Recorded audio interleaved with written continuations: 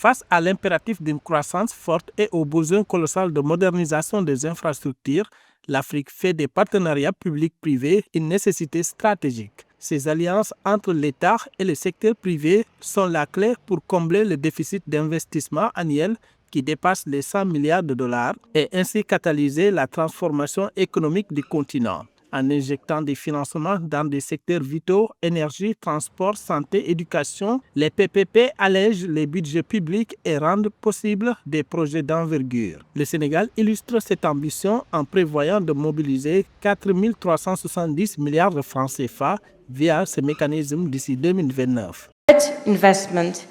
L'investissement est non seulement important, mais indispensable pour libérer le potentiel de croissance de l'Afrique, créer des emplois et améliorer concrètement les conditions de vie des populations. Cependant, son plein potentiel ne peut se réaliser que dans des environnements commerciaux stables, prévisibles et équitables. Au-delà du financement, l'attrait des PPP réside dans l'amélioration de l'efficacité opérationnelle.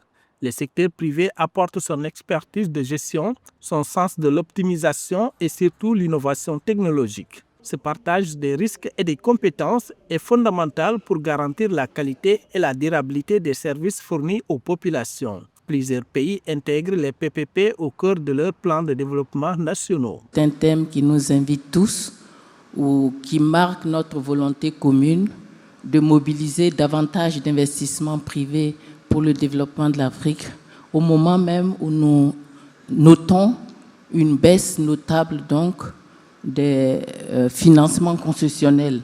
Donc ça devient une responsabilité collective si nous voulons accompagner le développement du continent, de faire en sorte que nous puissions mobiliser les financements privés adaptés aux besoins du continent.